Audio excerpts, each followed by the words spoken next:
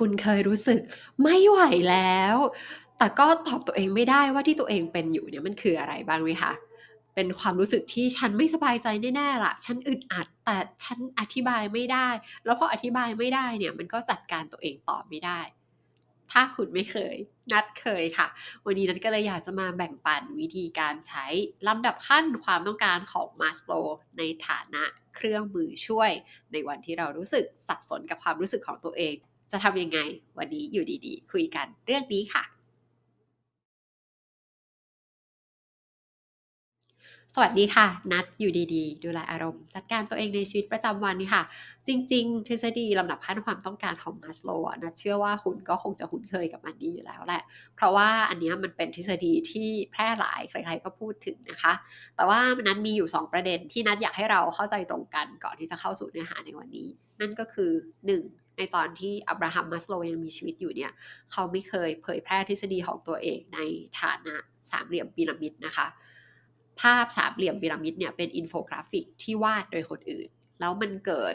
แพร่หลายแบบฮิตมากก็เข้าใจได้นะเพราะว่าการพรีเซนต์แนวคิดในรูปสามเหลี่ยมพีระมิดเนี่ยมันดูแตกต่างจากโมเดลอื่นๆแล้วก็เตะตาหน้าดึงดูดใจแล้วก็แปลดูเข้าใจง่ายนะคะแต่เข้าใจตรงกันเนาะว่ามัสโลไม่ได้เป็นคนพูดเรื่องสามเหลี่ยมพีระมิดลำดับขั้นความต้องการค่ะกับประเด็นที่2ก็คือ โอเคในตอนแรกๆที่เขาตีพิมพ์ผลงานของตัวเองอะมาสโลก็บอกแหละว่าเราต้องเติมเต็มความต้องการในลำดับล่างๆก่อนแล้วเราถึงจะแบบขยับขึ้นมาเติมเต็มความต้องการในระดับบนๆนะคะซึ่งในช่วงท้ายของชีวิตเขารวมไปจนถึงผลงานที่ไม่ได้รับการตีพิมพ์ตอนที่เขายังมีชีวิตอยู่อะมันมีการบอกว่าตัวมาสโลเองอะก็มีความลื่นไหลต่อสิ่งนี้มากขึ้นนะคะก็คือความต้องการของเราอะ มันไม่ได้ว่าคุณจะต้องผ่านด่านล่างๆก่อนแล้วคุณจะแบบขึ้นสู่ด่านบนๆแต่ว่าเราอะมีความต้องการทั้ง5ชนิดเนี้ยเกิดขึ้นทั้งหมดนั่นแหละอยู่ที่ว่าจะมีตัวไหนมากตัวไหนน้อยนะคะดังนั้นนัดอยากให้คุณมองความต้องการเหล่าเนี้ยในฐานะสเกลมากกว่าคือมันสามารถเลื่อนซ้ายเลื่อนขวามีมากมีน้อยขึ้นได้แล้วแต่ว่ามันอยู่ในช่วงไหนของชีวิตแล้วก็มีอะไรเกิดขึ้นในชีวิตของคุณบ้างนะคะ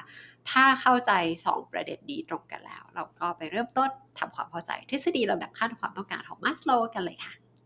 มาสโลว์อธิบายความต้องการของมนุษย์แบ่งได้เป็น2กลุ่มหลักๆนะคะก็คือกลุ่มแรกก็คือความต้องการทางด้านกายภาพกับอีกกลุ่มหนึ่งก็คือความต้องการทางด้านจิตใจนะคะมาดูความต้องการทางกายภาพก่อนซึ่งก็คืออันที่อยู่ฐานล่างสุดนะคะ physical needs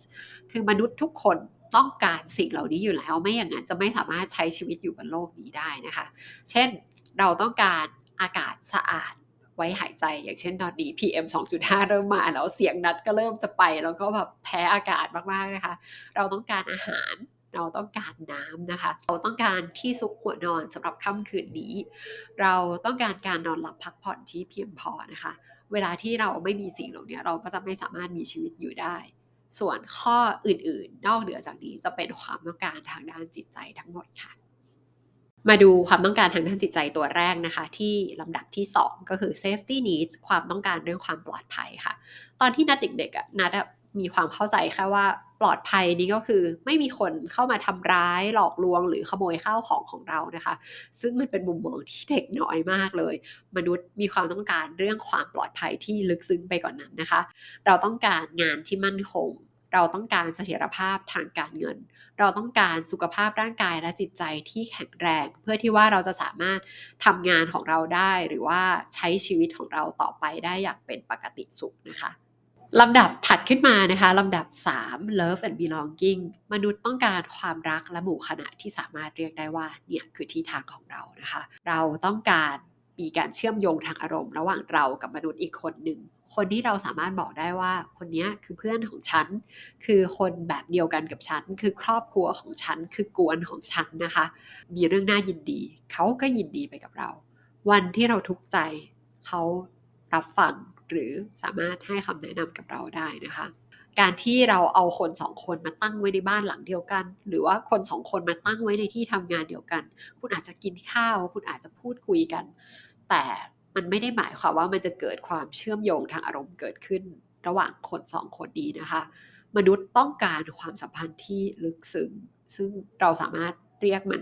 ง่ายๆอีกอย่างหนึ่งว่าความสนิทใจค่ะ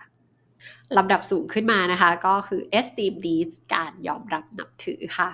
ข้อนี้เนี่ยก็สามารถแบ่งได้ออกเป็น2ส่วนก็คือส่วนของตัวเรานะคะ self esteem เรามีความนับถือตัวเองไหมและเราได้รับการยอมรับนับถือจากคนภายนอกหรือเปล่ามาดู self esteem กันก่อนค่ะ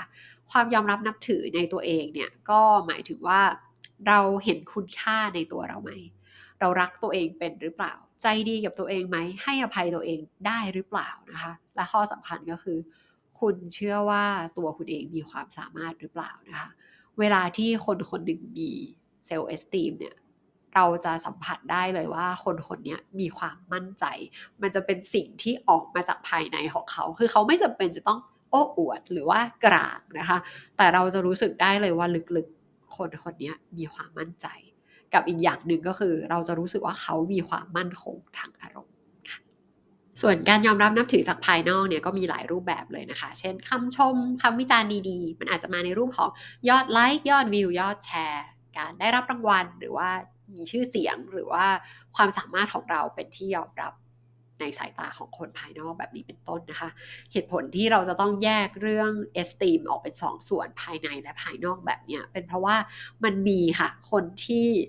ความนับถือในตัวเองต่ำก็เลยเอาคุณค่าของตัวเราไปฝากไว้ที่การยอมรับนับถือจากคนภายนอกแต่เพียงอย่างเดียวซึ่งจริงๆแล้วมันเป็นอะไรที่อันตรายมากเลยนะคะเพราะว่าเสียงวิจารณ์จากคนภายนอกเนี่ยมันเป็นสิ่งที่เปลี่ยนแปลงได้ตลอดเวลาอยู่แล้ววันหนึ่งเราอาจจะเป็นที่รักของสื่อมวลชนหรือว่าชาวเน็ตแต่อีกวันหนึ่งเราก็อาจจะกลายเป็นเป้าโจมตีของเขาก็ได้นะคะข้อสำคัญสำหรับเรื่องนี้เลยก็คือเราจะต้องดูแลเซลล์เอสตีมของตัวเราให้ดีๆค่ะเพราะว่าความนับถือในตัวเองนี่มันเป็นเรื่องภายในตัวเราล้วนๆซึ่งมันเป็นสิ่งที่เราสามารถดูแลแล้วก็แก้ไขได้ค่ะ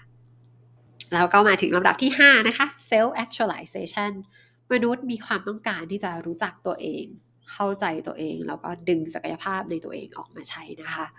เราเข้าใจเหตุผลในการดำรงอยู่ของเราแล้วเราก็ใช้ชีวิตในแต่ละวันสอดคล้องกับเหตุผลที่เรายังมีลมหายใจนี้อยู่ค่ะ อ่ะทีนี้เราก็กลับมาที่โจทย์ของเรานะคะในวันที่เรารู้สึกไม่ไหวแล้วคือไม่สบายใจสับสนจนจับต้นชนปลายไม่ได้แค่จะเรียกชื่อความรู้สึกที่ตอนนี้ฉันรู้สึกอยู่เนี่ยฉันยังทำไม่ได้เลยนะคะ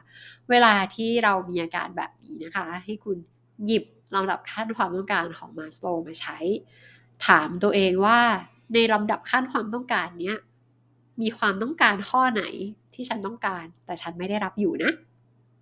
นั้นยกตัวอย่างตัวเองนะคะ เมื่อไม่นานมาเนี้ยนัดมีความรู้สึกประหลาดอย่างหนึ่งเกิดขึ้นค่ะคือมันอธิบายไม่ค่อยถูกเท่าไหร่แต่ว่ามันเป็นความรู้สึกไม่ดีแน่ๆนัดรู้สึกแบบแน่นๆอยู่ในอกแล้วก็โหวงๆอยู่ในท้องนะคะพอเราตอบตัวเองไม่ได้แบบเนี้ยมันก็ไม่สามารถจัดการสิ่งที่เกิดขึ้นได้นะคะสิ่งที่นัดทำก็คือนัดหยิบลำดับขั้นความต้องการของมาสโลว์มาใช้พอดูปุ๊บเนี่ยนัดก็ตอบตัวเองได้เลยว่าอ๋อ safety needs ความต้องการเรื่องความปลอดภัยของเราเนี่ยมันถูกสั่นคลอนนี่เองนัดรู้สึกว่าตัวนัดไม่ปลอดภัยนัดรู้สึกว่าตัวเองถูกคุกคามนะคะแล้วอาการที่มันเกิดขึ้นเนี่ยก็คืออาการของความรู้สึกกลัวนั่นเองนะคะพอเราตอบตัวเองได้ชัดเจนเห็นตัวเองได้แบบชัดๆแบบนี้ปุ๊บอะเราก็จะมีสติมากขึ้นพอเรามีสติมากขึ้นอะเราก็สามารถ take action ในลำดับถัดๆไปได้อย่างเหมาะสมมากขึ้น แล้วก็กลับมาดูแลจิตใจของตัวเองได้ต่อไปค่ะลำดับขั้นความต้องการของมาสโลเป็นทฤษฎีที่เข้าใจง่ายแล้วก็ปรับใช้ได้ง่ายด้วยนะคะถ้าวันไหนที่คุณรู้สึกสับสนไม่เข้าใจอารมณ์ของตัวเองแล้วก็ลองหยิบลำดับขั้นความต้องการของมาสโลไปใช้กับตัวคุณเองดูค่ะ